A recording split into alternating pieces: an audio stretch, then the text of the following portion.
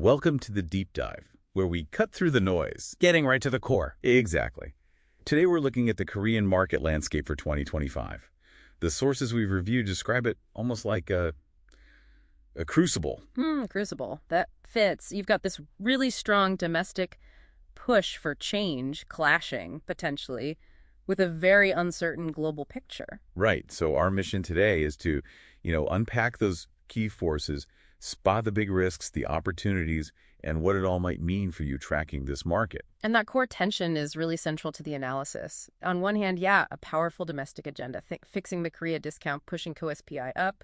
Driven by the current government's focus. Precisely. But then on the other hand, these huge external shocks are just looming out there. They could bring a lot of volatility, a lot of risk. And the reports really stress it's not just if these things happen, but maybe the order they happen in and how they interact. That's the critical part. Like, say, domestic reforms pull in capital. Which is the goal. Right. But if a Taiwan crisis hits at the same time, that safe haven demand could just suck capital right back out.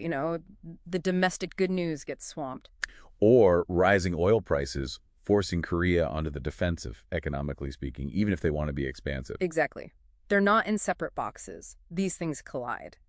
Maybe let's look at those external pressures first, since the sources see them as potential deal breakers for the domestic story. Okay. First up seems to be the dragon shadow. That's China, right? Yeah. Potential instability, maybe post-Xi. Yeah, the reports flag that. Internal volatility looking more likely, which makes China's actions harder to predict, maybe even chaotic for the region. And Taiwan is right at the heart of that uncertainty. Absolutely central. The sources are stark here. A conflict, even just a blockade. One model suggests a blockade alone could slash Korea's GDP by, 23%? Just from shipping disruption? 23%, wow. And the semiconductor impact, if Taiwanese foundries go offline. It's a global tech shock, hitting Korea's key industries incredibly hard.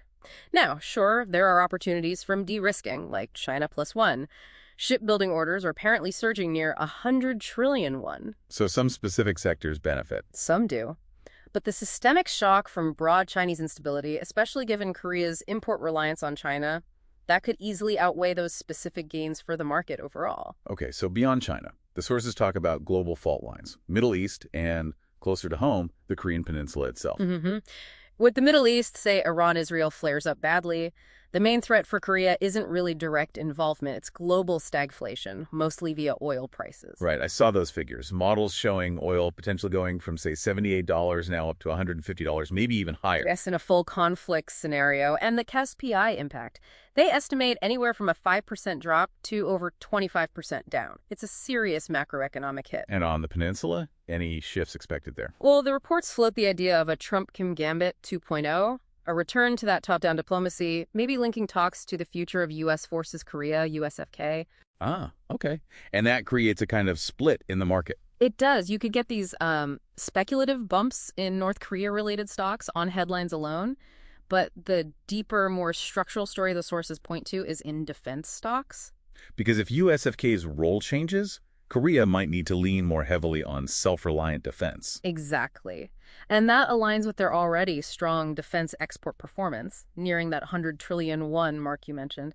It feels like a more solid, long-term investment thesis than chasing reunification rumors. Okay, so that covers the big external pressures. Let's switch to the domestic picture. The drive to build a new Korean economy, sometimes called the Lee Jae-myung doctrine, in the analysis. Yes, and the absolute core of that is tackling the Korea discount.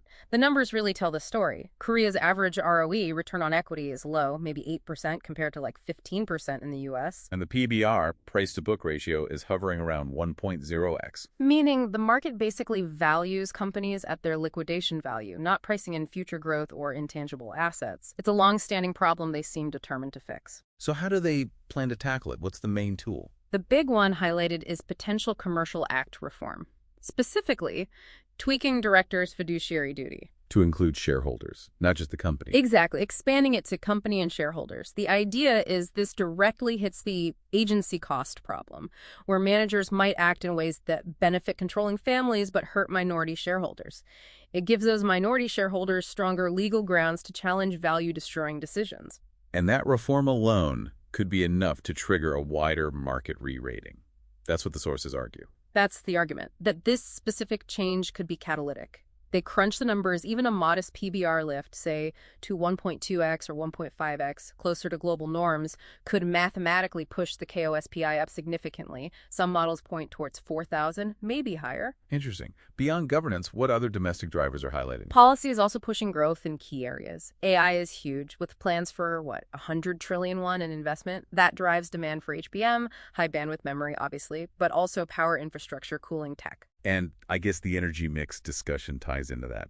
AI needs a lot of power. A massive amount. The shift towards CF100, carbon-free energy, seems to acknowledge that. The reports are clear. It means adding nuclear, including SMRs, small modular reactors, alongside renewables. So not bitching renewables, but adding nuclear for baseload and scale. Precisely. To meet that huge AI-driven demand reliably and cleanly. So you see potential opportunities in both nuclear supply chains and continued renewable build-out. Okay, so let's try and bring this all together. The sources paint a complex picture for 2025. A base case where domestic reforms, especially governance, plus policy boosts in AI and energy, could push KOSPI towards maybe 3,500, potentially 4,000. That seems to be the underlying potential, yes. The upside scenario driven by domestic factors.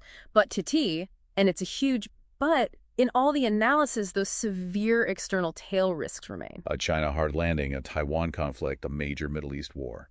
Any of those could act as systemic threats. They have the potential to just completely overwhelm the domestic positives, no matter how successful the reforms are internally. So it sounds like navigating 2025 in the Korean market isn't about finding one simple forecast. It's more about understanding this high-stakes interplay between determined local change and potentially explosive global events. Yeah, I think that's right. It's just moving beyond just passive investing.